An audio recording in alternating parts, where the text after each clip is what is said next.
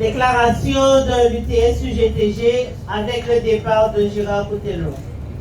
Côté piquant en pâte à chien, il a demandé au fait couche. Seulement, tini couri, tini las. Camarades, travailleurs de la santé, travailleurs résistants de la santé. C'est en ces termes que l'on pourrait résumer le parcours de Gérard Cotelon au CHU et sa deuxième extirpation. Ainsi donc, femme en fois, il a été nommé directeur général de l'AS à La Réunion, à 20 000 km de Paris. Loin pour se faire oublier et penser boboaille.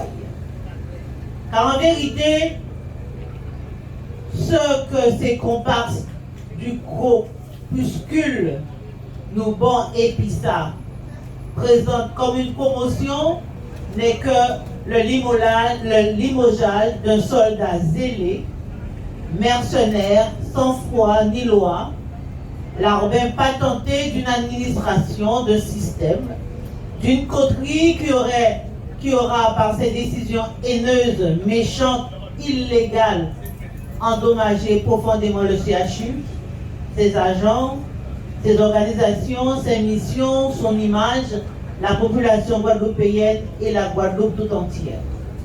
Mais alors, qu'il ait récolté la colère, la foudre des Guadeloupéens n'est que la monnaie de sa pièce.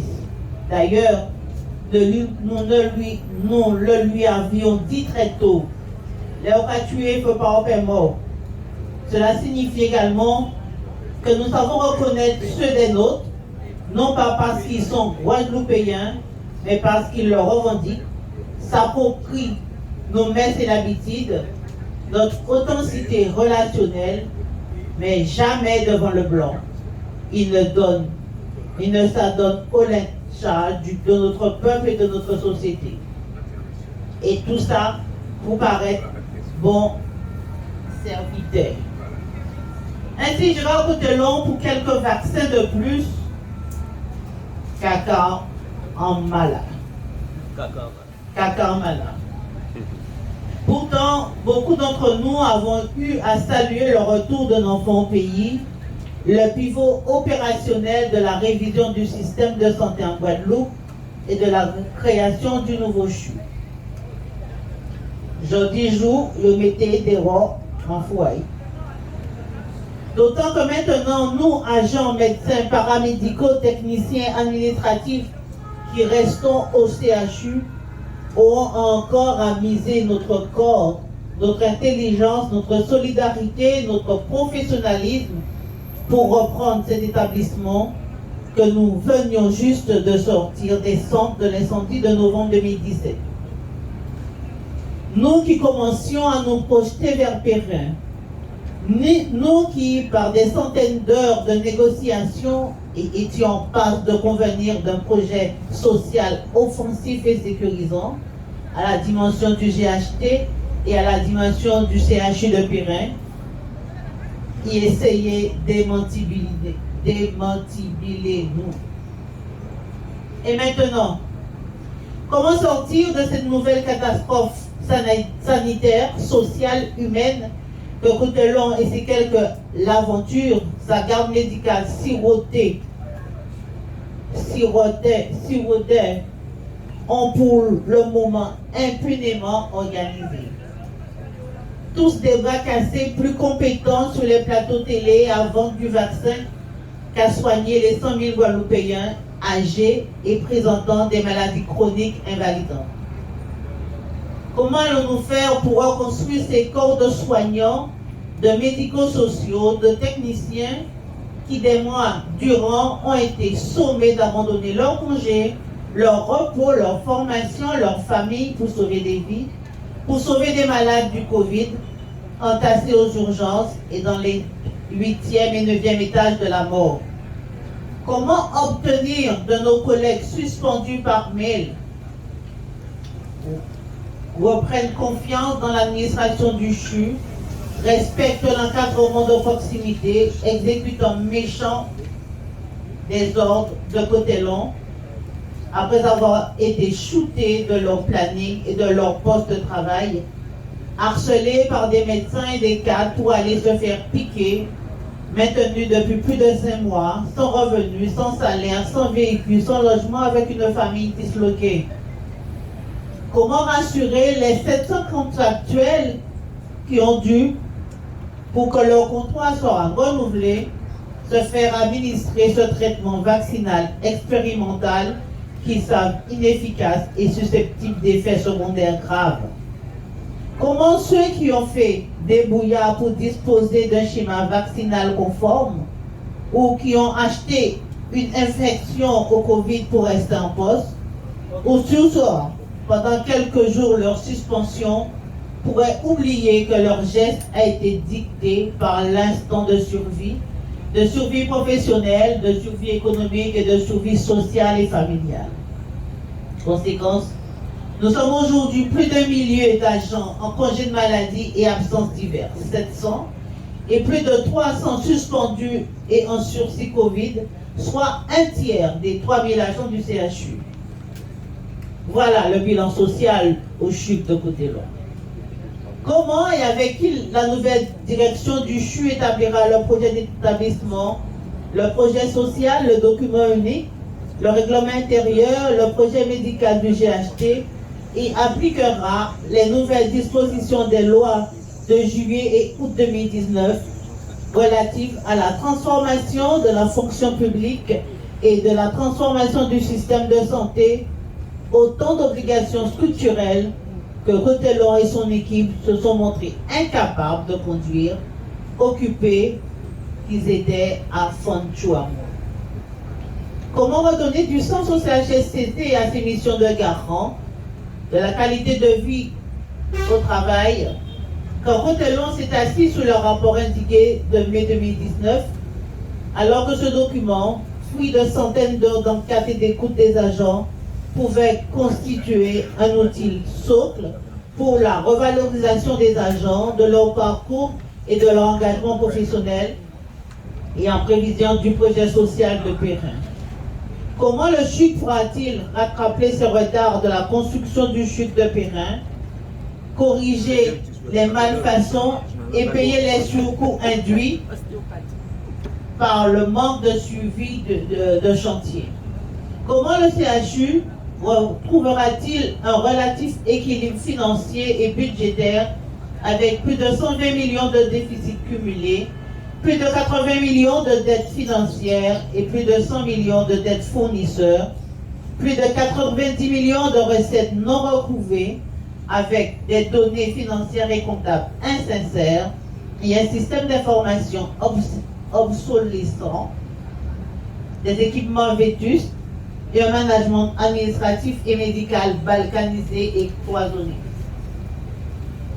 Comment la nouvelle direction pourra-t-elle rechouquer le respect des instances consultatives et délibératives, ainsi que les organisations syndicales et le directoire, quand on ne sait comment Côté-Long s'est appliqué à l'échouer au nom notamment de l'état d'urgence sanitaire ou des plans blancs? Aujourd'hui, aucun des mouvements de réorganisation, de délocalisation, relocalisation des services et des équipes n'a été soumis à la consultation du CTE et du CHSCT, et ce même quand, s'agissant du deuxième étage de la tour nord, de la réhabilitation de l'ancienne réanimation, cette consultation se posait compte tenu des réserves et des recommandations des experts qui sont intervenus suite à l'incendie.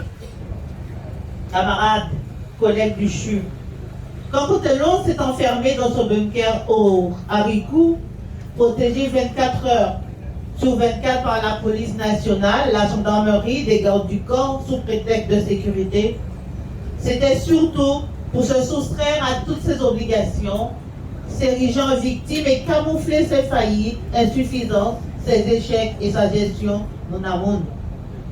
Camarades, nous le soutenons. La mission de Côté-Long n'était autre que la réduction de la masse salariale du CHU. Côté-Long a donc accepté cette mission impossible en septembre 2018 en misant sur notre soumission, notre sidération, notre affection naturelle pour l'un des nôtres. Notre résilience, notre division, la dislocation du syndicat, son réseau d'entre-soi et bien évidemment sous le soutien inconditionnel de l'État pour nous réprimer alors que le CHU était disloqué après l'incendie et ne disposait que de 400 lits sur les 700 avant incendie. Il s'est présenté et a été présenté comme le Guadeloupéen capable de mettre de l'ordre et de rétablir le seul équilibre qui lui était réclamé, l'équilibre financier. C'est donc sous ce deal du licenciement de 700 agents du CHUG et de près de 1000 agents sur l'ensemble des établissements publics de santé composant le GHT qu'il avait fourni son complot avec l'ARS, l'État, Montvilem et Bouchot, entre autres, son réseau de malfaiteurs et nombre d'élus de Guadeloupe. La pandémie du Covid, la peur de la maladie, la loi du 5 août 2021 instituant l'obligation vaccinale devrait l'y aider. Seulement, je tombé sur un zoo et en gros zoo. Son extirpation s'imposait et son évacuation à la direction d'une ARS constitue maintenant le pactage du soldat à la fin de sa campagne. Et surtout pas en France, d'avoir pas le monde fait pas ouais, ici en Kazaïou.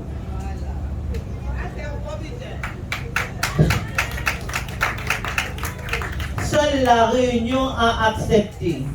Fin de service, fin de parcours, comme un 9e étage, avec une prime de vie chère pour bons et loyaux services.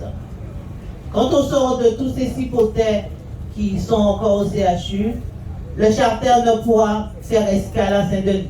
Désolé. Camarades travailleurs de la santé, travailleurs résistants de la santé.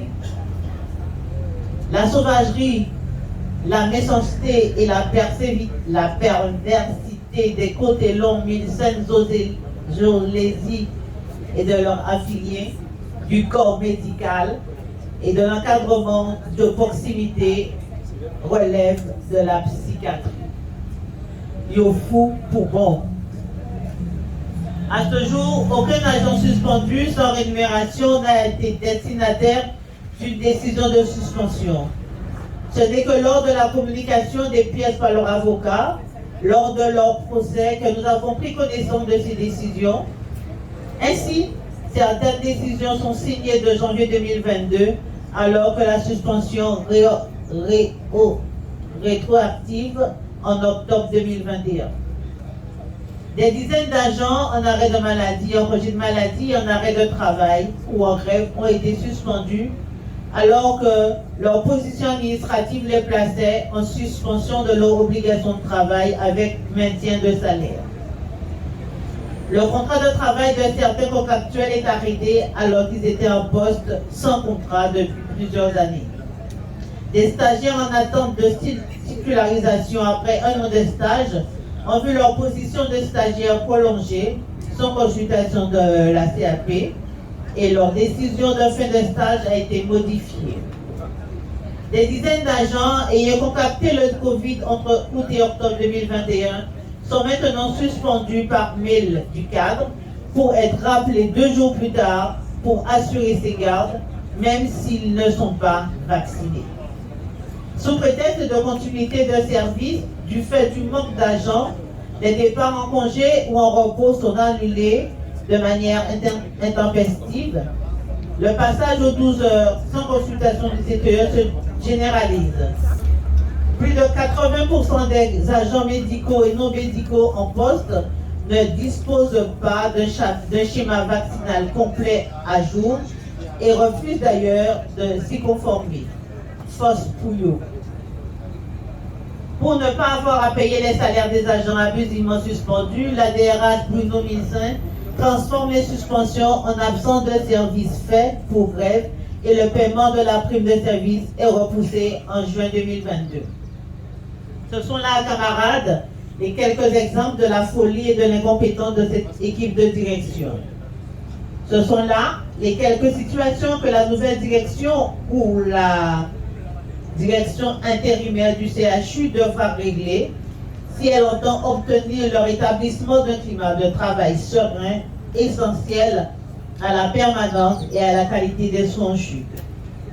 Camarades, par notre fière et déterminée mobilisation depuis juillet 2021, fort de nos avantages en droit, fort du soutien populaire qui nous renforce et nous légitimise dans notre lutte, nous vaincrons.